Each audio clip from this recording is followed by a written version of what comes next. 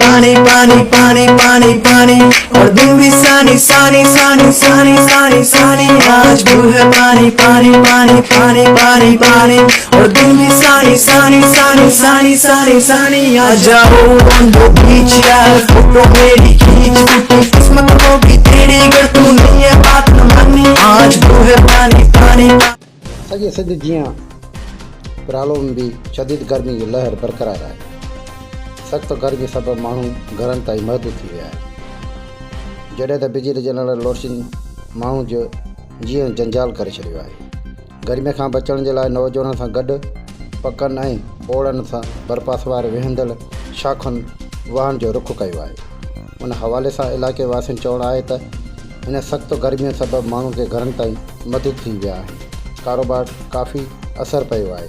ख़ासि करे मंझंदि जे वक़्तु रोड रस्ता वीरान थी विया आहिनि।